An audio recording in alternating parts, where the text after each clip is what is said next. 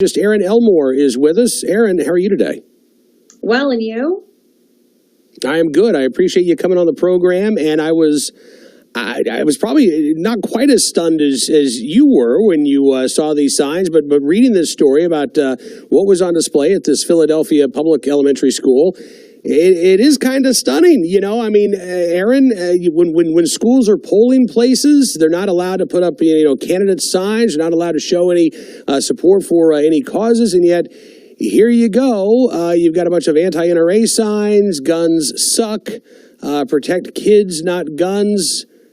Tell me about this. It also says that enough BS from the GOP. Yeah, these are really, really partisan and upsetting signs. And these kids at this school are as young as 5 years old. So are we really using 5-year-olds as political shields and political pawns? It's very sad. I have a 5-year-old myself, and I'll tell you, he doesn't even know what he wants for dinner, let alone what the NRA or the GOP is. Yeah, and I'm guessing that's the case. I know that, there is the woke kids phenomena of, my 8-year-old looked at me as we were watching the news last night and said, Daddy, why is it that Donald Trump is issuing these protectionist tariffs against, listen, that's nonsensical. And you think that this is what's going on here. Parents and teachers basically telling these kids what to think. I think you're right, Erin. I doubt a 5-year-old is frankly going to know where to get both sides of a story. I'm not sure how deeply a 5-year-old is going to understand the current debate about firearms, but it didn't stop the teachers there at this elementary school. What was the name of the school? It's the Albert M. Greenfield Elementary School in Philadelphia, PA, zip code 19103. So it goes by the name Greenfield.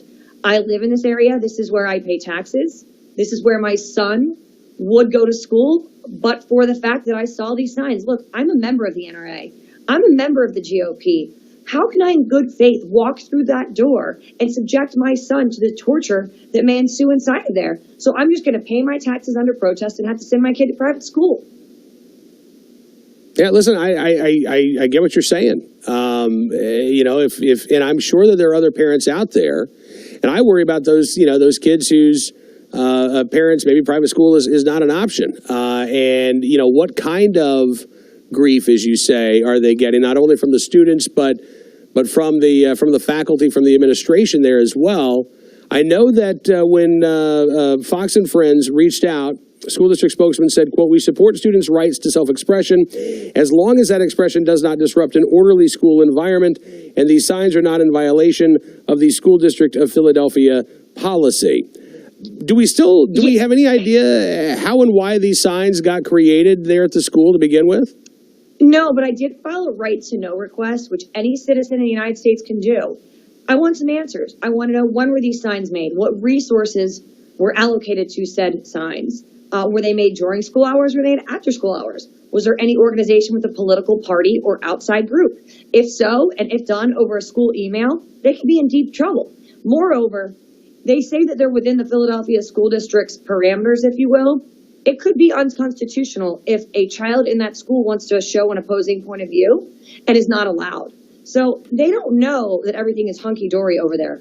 And meanwhile, speaking of hunky-dory, the graduation rate in the School District of Philadelphia is around 70%. That's 10% below the national average.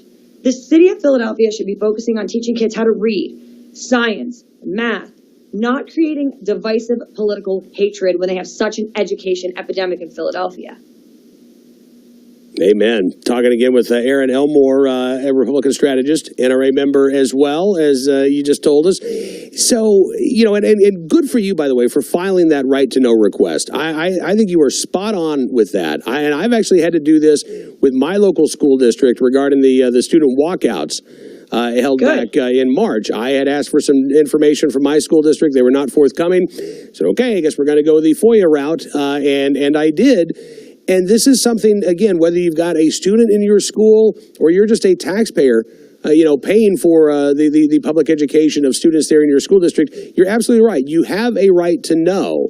And if the school districts are going to clam up and they're not going to be transparent, they're not going to be forthcoming about what's going on, you may have to go that route. It's actually not that difficult to do. You don't need an attorney to get involved to file these requests. If they deny your request, you might need to get an attorney involved at some point. But to take those first initial steps, this is something that I think every informed citizen needs to be able to do because, frankly, again, we have so many public officials who want to avoid accountability for stuff like this.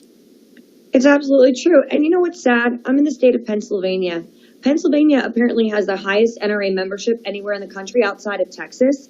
So they think here in Philadelphia, which is a Democratic hotbed, that people don't support the NRA. Well, that's patently untrue because Pennsylvanians across the state do support the NRA.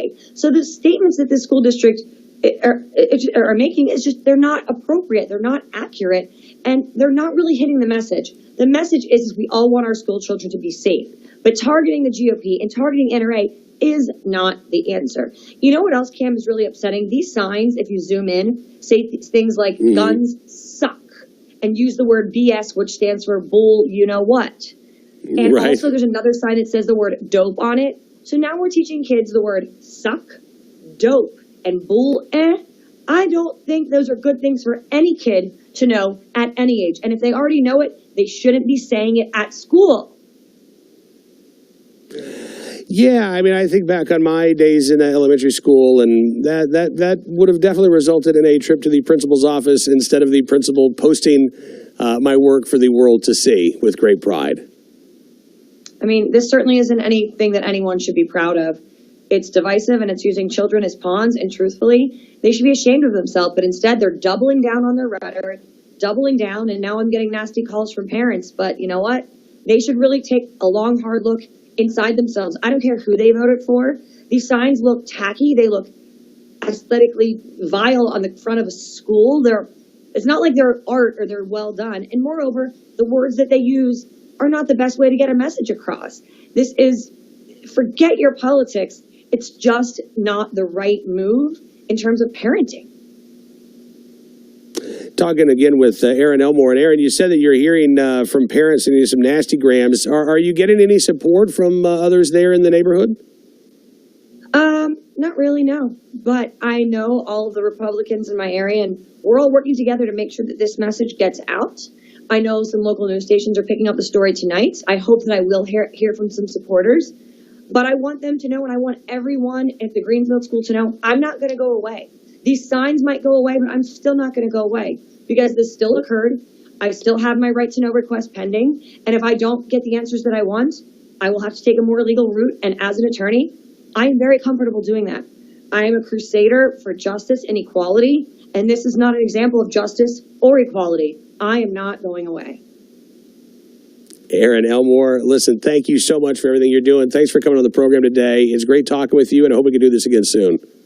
My pleasure. Thank you. You bet. Erin Elmore with us here on Cam and Company.